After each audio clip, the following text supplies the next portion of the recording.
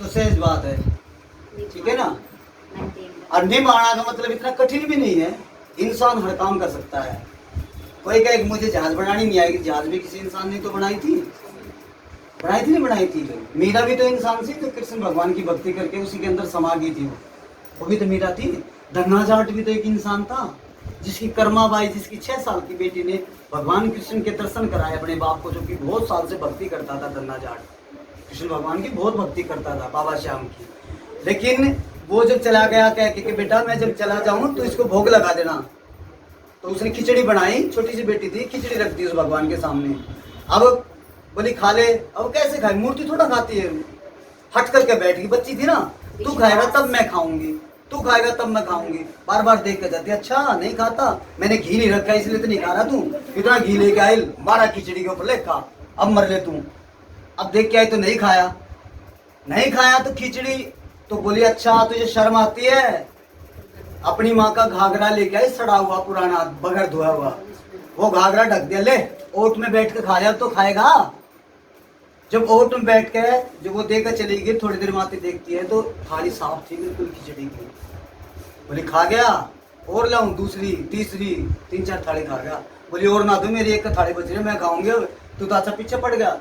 उसका बाप आया, 3-4 दिन बताते हैं, 3-4 दिन के बाद बाप आता है तो वो कहता है बेटी भोग लगाया था। बोले बाप पिताजी भोग क्या लगाती हूँ, 4-4 थाली खा जाता है तो मेरे लिए नहीं बचता है, झूठी ये थोड़ा खाते हैं, वो तो कैसे रखते हैं रोटी एक इसके लिए भोग के लिए नहीं।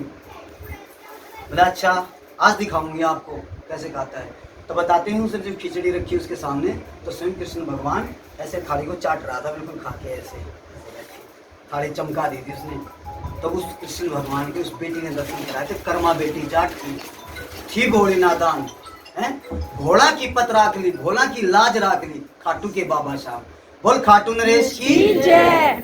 और सर्वप्रथम हमारे गुरु होते हैं, हमने गुरु भक्ति करे, मेरे गुरु गुरु ओम प्रकाश जी महाराज हैं, जो सोनीपत के अंदर खाटू श्याम का मंदिर है। हमारे दादा गुरु, उनके गुरु दादा गुरु छोटू राम जी, उनके दादा गुरु डलवा राम जी, और उनके दादा गुरु, उनके गुरु जो है ना बलखंडी महाराज थे, वो लायलपुर पाकिस्तान के अंदर जल के अंदर समाधि लगे थे गुरु नानक के समय में। बहुत बड़ी शक्ति है। हम 4ठी-5वीं पीढ़ी में उनके शिष्य हैं, और हमारे बाद में अब आप शिष्य बने हो तो उन्हीं की प्रजाति, उन्हीं की पीढ़ी से मतलब चल रहे हैं प्रणाली में। तो इसी प्रकार से गुरु गोरखनाथ जी महाराज है। गुरु गोरखनाथ जी महाराज जब बंगाल में चले गए तो भेंट ले ली थी माता, तो बंगाल से चलने लग गए कलकत्ता से, तो आगे हट गई, नहीं बोली जाने नहीं दूंगी, ऐसे भेंट दे के जा। बोला रहने दे, भेंट क्या लेगी, बोला ना। तो कहते हैं गुरु गोरखनाथ ने माँ काली को उबासी दिलाई, जैसे मुंह पड़ा माँ काली ने मक्खी बन गया उसके अंदर घुस गया गुरु गोरखनाथ ने। ऐसी बहुत बड़ी शक्ति जिससे क्या अवतारी है, मक्खी बन का अग्नि पैदा कर दिया अंदर। बोली बाहर निकल मर गई मैं। बोले ना भेंट लेगी, बोले ना भेंट ले, तू बाहर तक निकल जा, अब तू तो माँ काली बना है, तू तो बहुत सारी सृष्टि की जननी है, तू लोगों की यहाँ भेंट ले रही है, ऐसे भेंट दी जाती है। बोली माँ हाथ जोड़ो, तू बाहर निकल गए। तो बासी ली, फिर बाहर निकले गुरु गोरखनाथ जी महाराज। बताते हैं जब साक्षात गोरखनाथ सामने खड़े थे तो माँ काली ने कहा मैं आपको गुरु मानती हूँ आज के बाद में।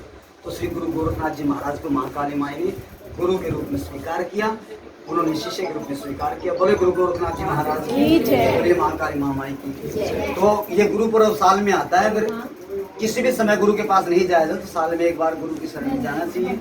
गुरु अथा शक्ति का नाम है, गुरु किसी इंसान का नाम है, गुरु बहुत बड़ी शक्ति है जो अपने आप में काम करती है, ठीक है ना। और श्रद्धा और विश्वास के साथ अगर काम किया जाए किसी के पास में भी, आपके ऊपर श्रद्धा विश्वास से काम करो तो कोई ना कोई फल मिलता ही मिलता है। बोले गुरु महाराज की और सच्चे दरबार की।